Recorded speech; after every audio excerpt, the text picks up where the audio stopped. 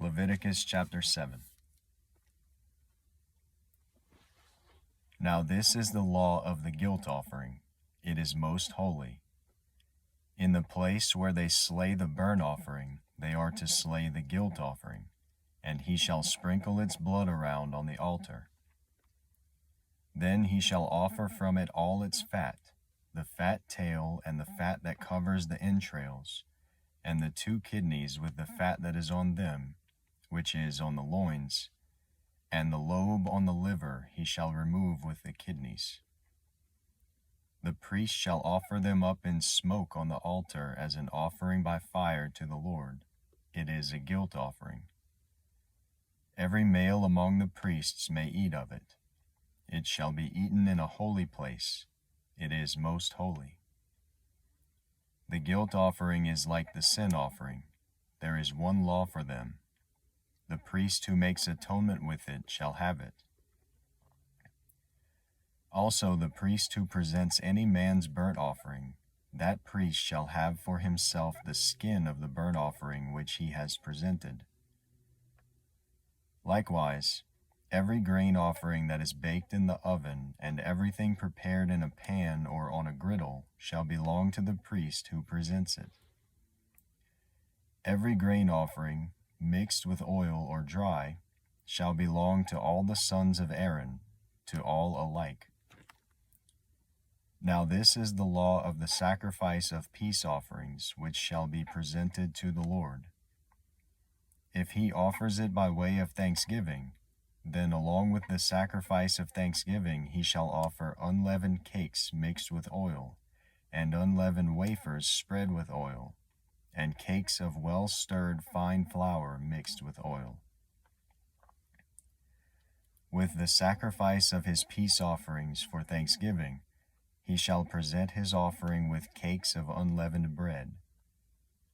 Of this he shall present one of every offering as a contribution to the Lord. It shall belong to the priest who sprinkles the blood of the peace offerings.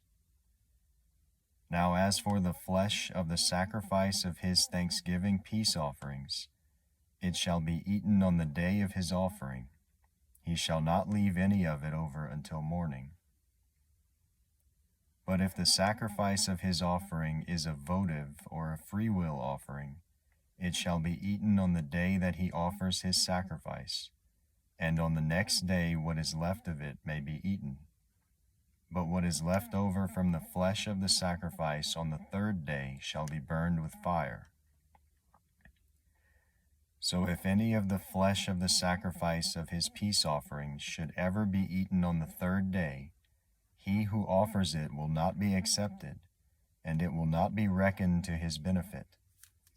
It shall be an offensive thing, and the person who eats of it will bear his own iniquity. Also the flesh that touches anything unclean shall not be eaten. It shall be burned with fire. As for other flesh, anyone who is clean may eat such flesh. But the person who eats the flesh of the sacrifice of peace offerings which belong to the Lord, in his uncleanness, that person shall be cut off from his people. When anyone touches anything unclean, whether human uncleanness, or an unclean animal, or any unclean detestable thing, and eats of the flesh of the sacrifice of peace offerings which belong to the Lord, that person shall be cut off from his people. Then the Lord spoke to Moses, saying, Speak to the sons of Israel, saying, You shall not eat any fat from an ox, a sheep, or a goat. Also the fat of an animal which dies, and the fat of an animal torn by beasts may be put to any other use, but you must certainly not eat it. For whoever eats the fat of the animal from which an offering by fire is offered to the Lord, even the person who eats shall be cut off from his people. You are not to eat any blood, either of bird or animal, in any of your dwellings.